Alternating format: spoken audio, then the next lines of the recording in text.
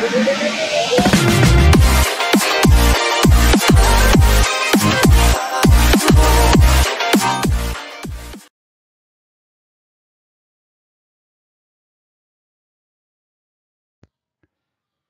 and good day to all YouTube viewers out there. It's me again, Teacher Rolly. Welcome back to my another video tutorial in Grade 8 Mathematics, where learning and understanding math is easy and simple. In today's video, I will discuss about Cartesian coordinate system, or also known as rectangular coordinate system. Objectives of the lesson. At the end of this video lesson, the students shall be able to, number one, you're going to describe what Cartesian coordinate system is all about. Then next, number two, you're going to plot the given order pair of coordinates or numbers in the Cartesian coordinate plane. And then number three, you're going to determine or identify the quadrant given a pair of coordinates. But before we proceed to our topic, let me explain to you what is a number line system. According to the definition, a number line system is a one-dimensional coordinate system where numbers are placed on a horizontal line, like this one. So as you can see, this one is an example of a number line, where you can see numbers here. Okay, may mga number siya dito. Ang nasa gitna yung 0. Okay, and then you will notice na mapapansin ninyo na ang mga numbers na nasa kanan, na sa tabi ng 0, sa kanang bahagi niya ay puro positive numbers from 1 up to 8. And then doon naman sa kabila, doon sa kaliwa niya ay puro negative numbers from negative 1 up to negative 8. So, ano ba yung tinatawag na number line system? Pag sinabing number line system, it is a one-dimensional coordinate system siya. So, what it means na you can only move in one direction or in one location only. So, it's either going to the right or going to the left. So, as I said, kaya siya tinawag ng one-dimensional kasi isa lang ang pwede mong mapuntahan, pakanan o pakaliwa. Okay, gaya nito, numbers that go to the right side are called positive numbers. So sa right side ng 0, ito yung mga tinatawag na positive numbers. While the numbers on the left side of 0, na nasa kaliwang bahagi niya, tinatawag naman niyang negative numbers.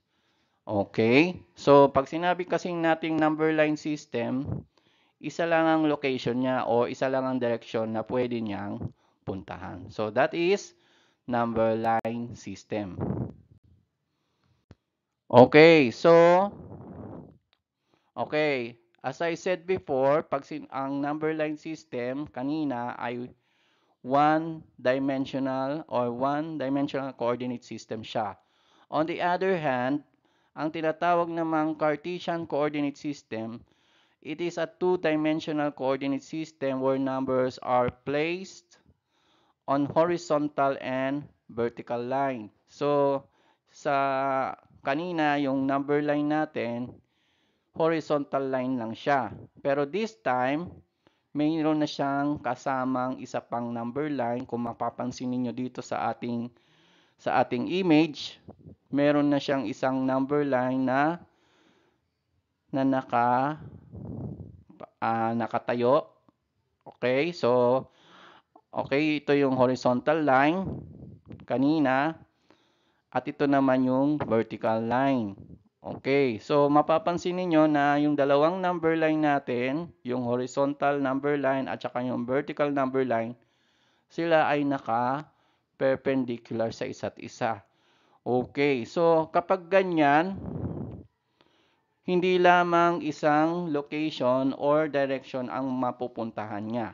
Kung sa number line, it is a one-dimensional coordinate system yan. Pwede kang pumunta ng left or right. Pero dito, sa Cartesian coordinate system, pwede ka nang umakyat. You can go up or you can go down. Okay, so may dalawa na siyang direksyon na pwedeng puntahan sa Cartesian coordinate system. You can move up or down. Okay, so unlike sa number line, left or right lang ang pwedeng puntahan. Pero dito, sa Cartesian coordinate system, pwede ka nang umakyat at bumaba. So that is Cartesian coordinate system. Okay, so what is Cartesian coordinate system? Cartesian coordinate system is a system used for graphing coordinates or pair of two numbers. It is also known as rectangular coordinate system. So yung tinatawag nating Cartesian coordinate system, ito ay paraan kung paano tayo nagga-graph ng coordinates or pair ng dalawang number. Ito ay tinatawag ding rectangular coordinate system. So yung kanina na pinakita ko sa inyo na image, yung dalawang number line na naka-perpendicular sa isa't isa, yun ay halimbawa ng Cartesian coordinate system. Okay, who invented the Cartesian coordinate system? Sino ba ang tumuklas o nag-imbento nito? The Cartesian coordinate system was invented by René Descartes, who is a French mathematician who lived from 1596 to 1650. So, isang French mathematician si René Descartes, siya mismo yung naka-invento ng Cartesian coordinate system. Okay, so dito pa rin tayo sa Cartesian coordinate system. So in Cartesian coordinate system, we have two number lines that are perpendicular to each other. So may dalawa tayong number line na naka-perpendicular. Yung isa, yung horizontal line. Okay, and yung isa naman yung tinatawag na vertical line. Ano ang tawag natin dito sa horizontal line? Okay. Ang horizontal line na ito yung tinatawag nating x-axis. While the vertical line naman, ito namang line na nakatayo, yung number line na nakatayo, tinatawag nating y-axis. Okay. The x-axis and the y-axis are also called the coordinate axis. So, tinatawag din silang coordinate axis. And then, as you can see, there is an intersection point between the x-axis and the y-axis. Okay, so yung nasa gitna nila, ito yung intersection point kung saan nagkatagpo yung dalawang coordinate axis natin, yung x-axis at saka yung y-axis. Okay, nagkatagpo sila sa 0. So, yan, yung point na yan ang tinatawag nating origin. And the location of the origin is at 0. Saan ba nakapwesto yung origin? Nasa 0 nakapwesto ang origin natin. So, ito yung gitna. And then, syempre, dahil nga ito yung origin, syempre, ang coordinates niya o yung xy niya ay 0, 0. Ibig sabihin ng 0, 0, yung x niya ay 0, ganun din yung y niya na 0. Okay.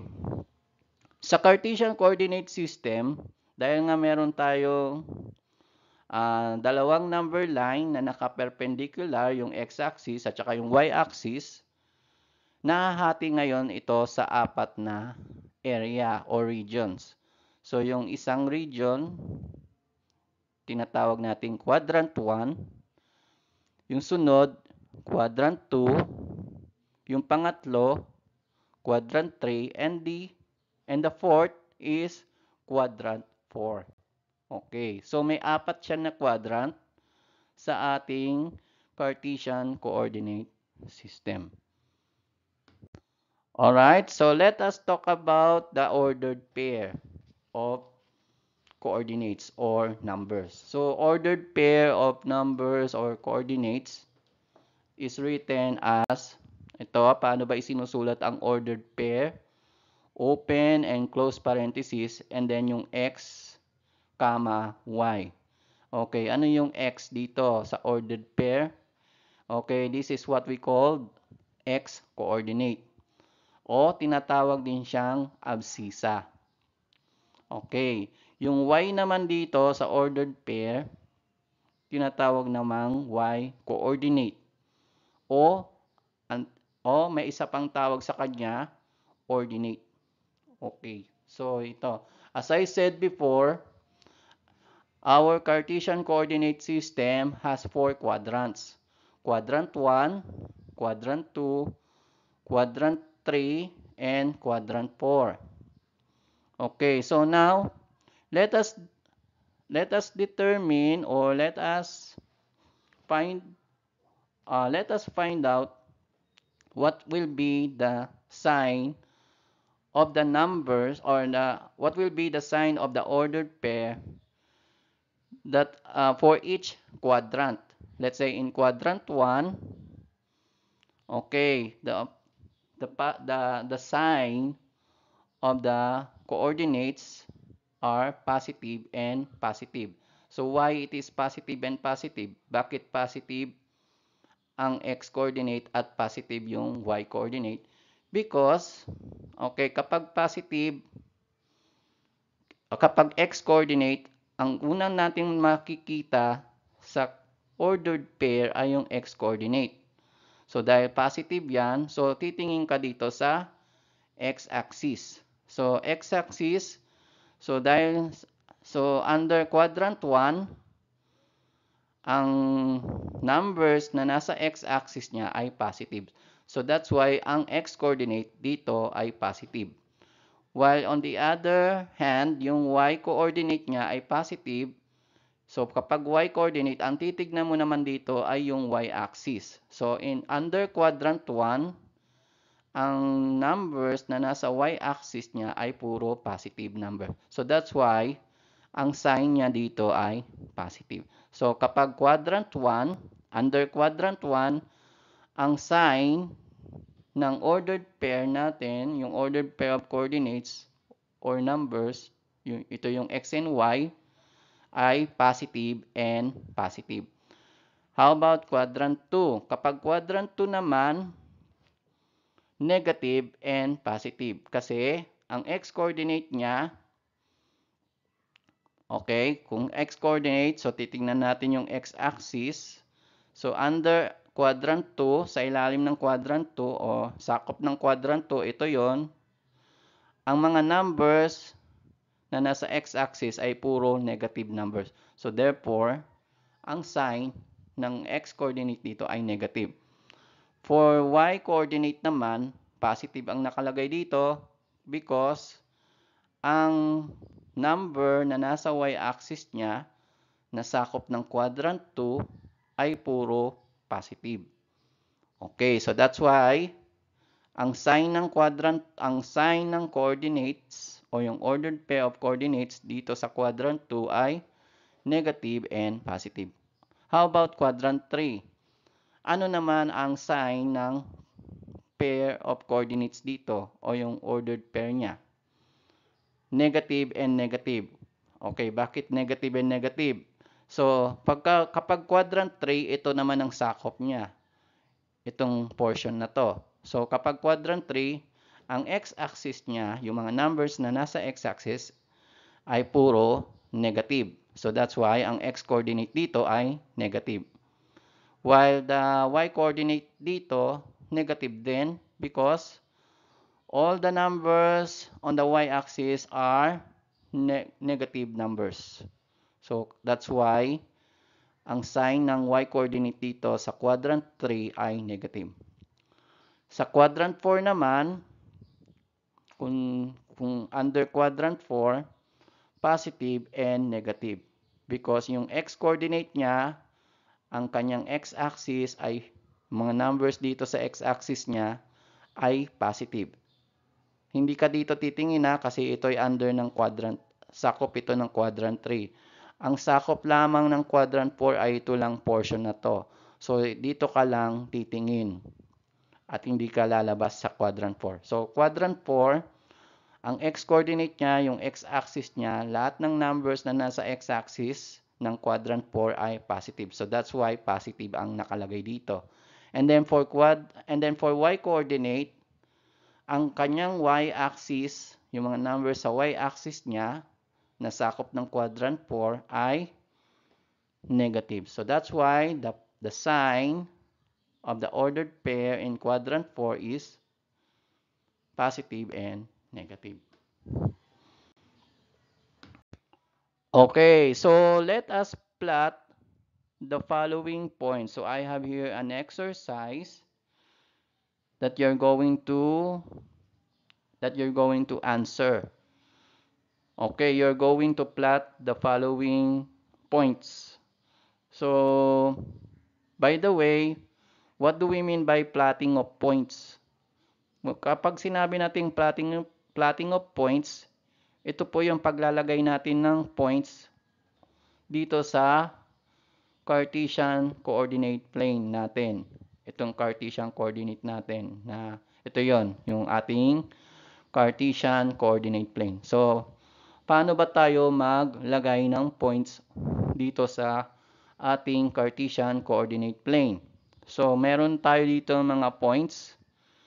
So, let us begin with point A. Ang coordinates ng point A is 2 and 5.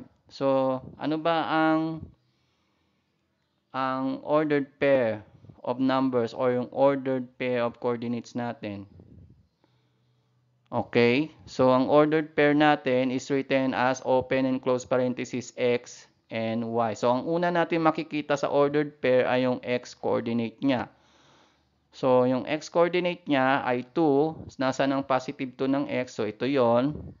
And then yung y coordinate niya ay positive 5. So ito yon, yung positive 5 ng y. So para magkasalubong yung 2 ng x at saka yung 5 ng y, mula sa 2, aakyat tayo ng 5 beses.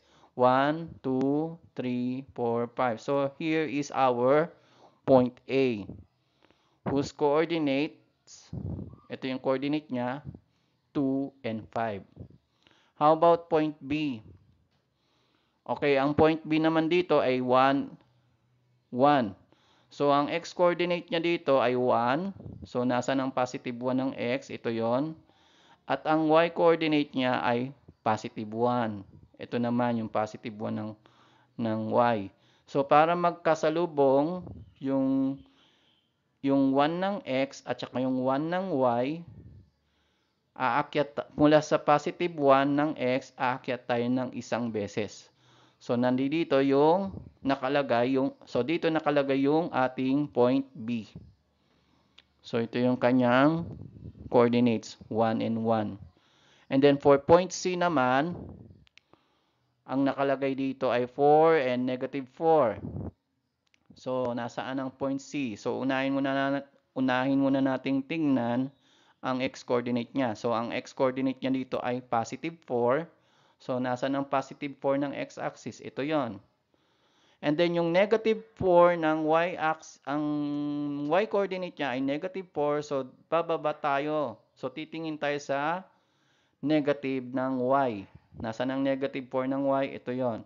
So, para yung positive 4 ng x-axis at saka yung negative 4 ng y-axis, para sila yung magkasalubong, mula sa positive 4 ng x-axis, bababa tayo ng 4.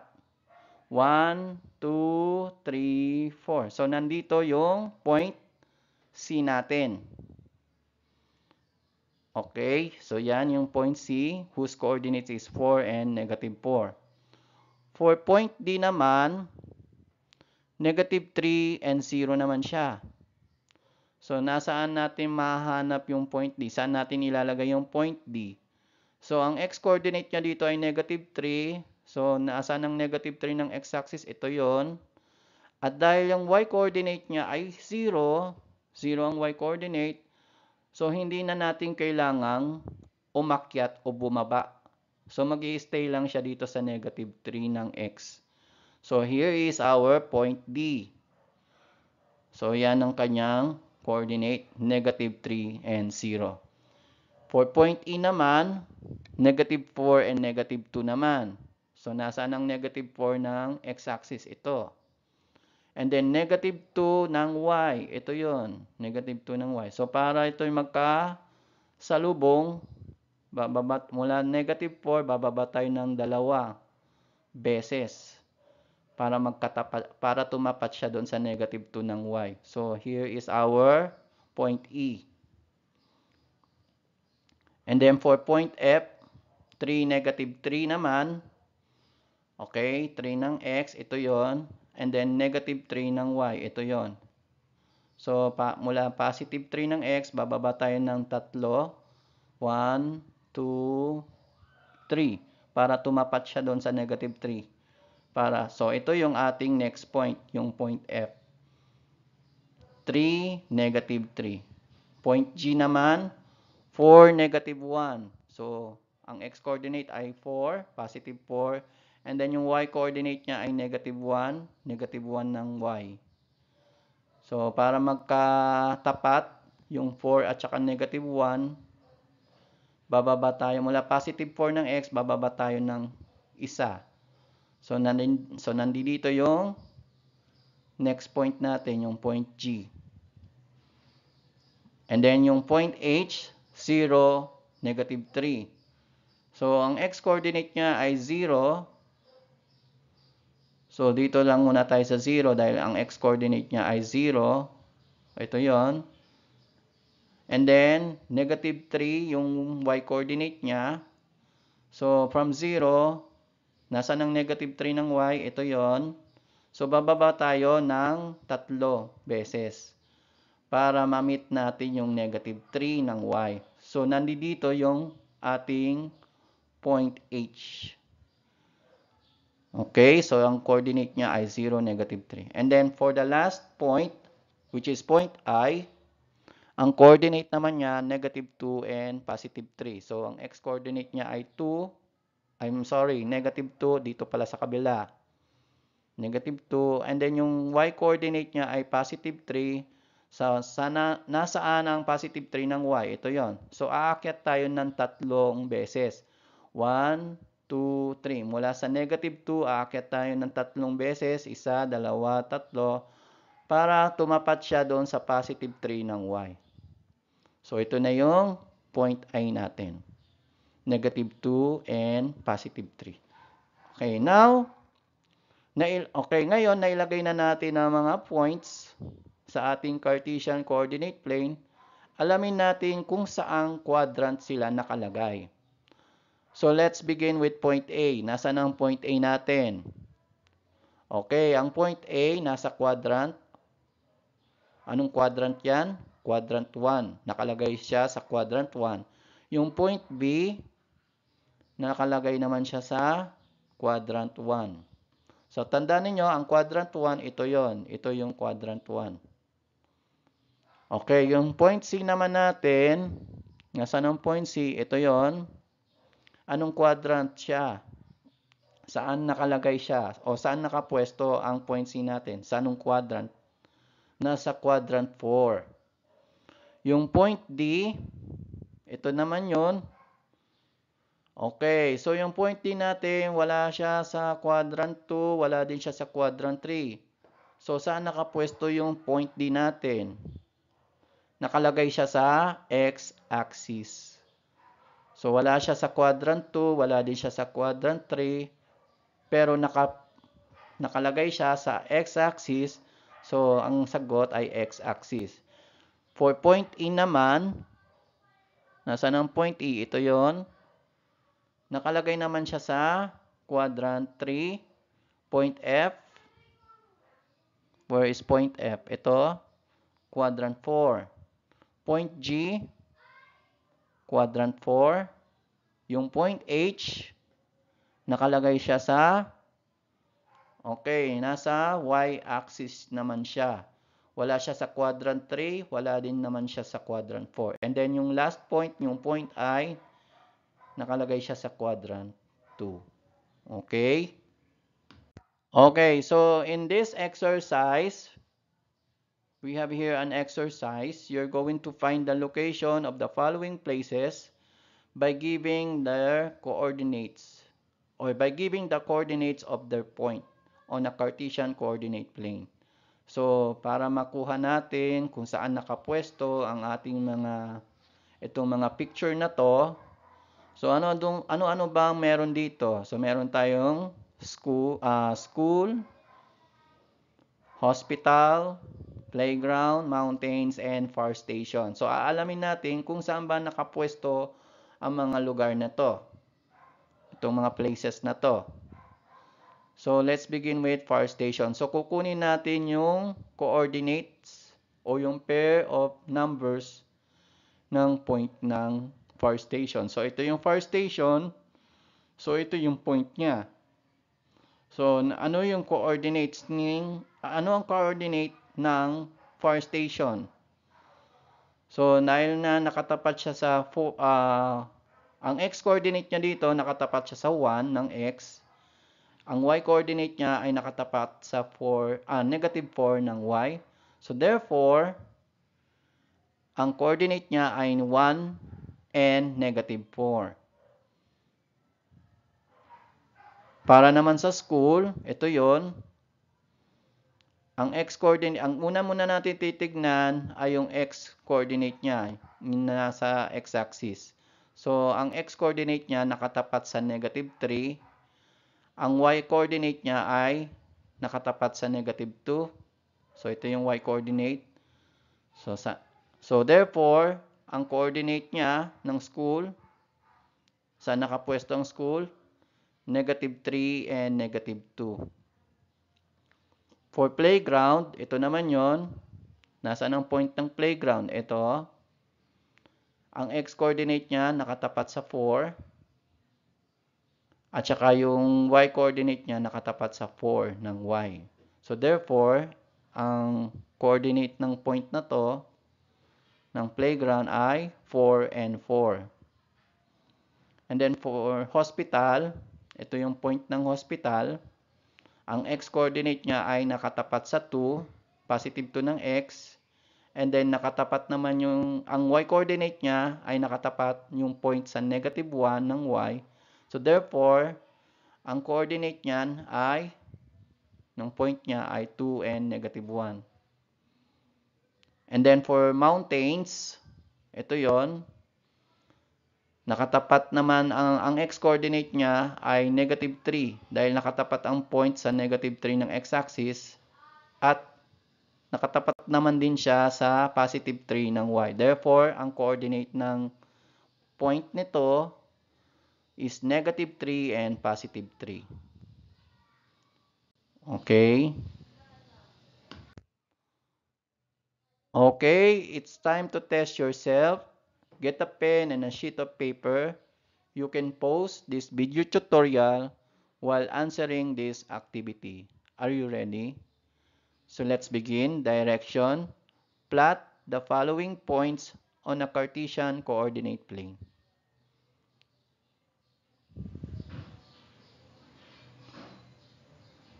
Okay, so let us graph the following points. So let us plot the following points on a Cartesian coordinate plane. So in number 1, our point A is located at 5 and 5. So saan ba nakapwesto yung point A natin? Dito sa Cartesian coordinate plane. Nasa 5, 5 daw. So ibig sabihin, nasa positive 5 ng x-axis at positive 5 ng y. So therefore, mula sa positive 5, aakyat tayo ng 5 beses. 1, 2, 3, 4, 5 para tumapat siya doon sa positive 5 ng y. So here is our point A. 5, 5. For point B naman, negative 1 and 0. So, nasaan ang point B? Nakapwesto siya sa negative 1, 0. So, ang coordinate niya, yung x-coordinate niya ay negative 1 ng x. And dahil ang y-coordinate niya ay 0, hindi mo na kailangang umakyat o bumaba. So, mag-stay lang siya dito sa negative 1. So, nandito siya sa y-axis. So, ito yung point B natin. Point C, 3, negative 3. Okay, so ang x-coordinate ng point C ay positive 3 ng x. And then yung y-coordinate niya ay negative 3 ng y. So para magkatapat para tumapat yung point doon sa positive 3 ng x-axis at negative 3 ng y. So mula positive 3 ng x, bababa tayo ng 3 beses. 1, 2, 3 para makuha natin yung pwesto ng point C. So, ito yung point C natin. For point D naman, negative 4 and 1. So, unahin muna natin yung x-coordinate niya, negative 4. So, ito yon, negative 4 ng x-axis. And then, positive 1 ng y. Ito yon. So, para magkatapat, yung negative 4 at positive 1, aakyat tayo ng isang beses. So, here is our point D. Point E naman, 0, 3. So, nasaan ang x-coordinate niya ay 0. So, dito muna, 0. And then, yung y-coordinate niya ay positive 3. Nasaan ang positive 3 ng y? Ito yon. So, para ma-meet natin yon, aakyat tayo ng 3 beses. 1, 2, 3. So, here is point E. Point F naman, 1 and 5. So, ang x-coordinate niya dito ay 1. So, ito yon. Ang y-coordinate niya ay 5. Nasaan ang positive 5 ng y? Ito. So, para magkatapat yung dalawa, yung 1 at saka 5, mula positive 1, aakyat tayo ng 5 times 1, 2, 3, 4, 5. So, ito yung point natin, point F. Point G naman, 2 and 2. So, ang x-coordinate niya ay positive 2. Ito yon, positive 2 ng x. At yung y-coordinate niya ay positive 2 ng y. Ito yon. So, para magkatapat yung dalawa, mula positive 2 ng x, aakyat tayo ng dalawang beses. 1, 2. Para tumapat siya sa positive 2 ng y. So, ito yung ating point G. For point H, 4, negative 2, 4 ng x at negative 2 ng y. So, ito yon. So, yan yung h natin. Then, for point I, 2, negative 3. Yan, bibilisan ko na lang. And then, for point G, negative 3 and negative 5. So, ito yung negative 3 ng x-axis at negative 5 ng y. So, yan. Okay.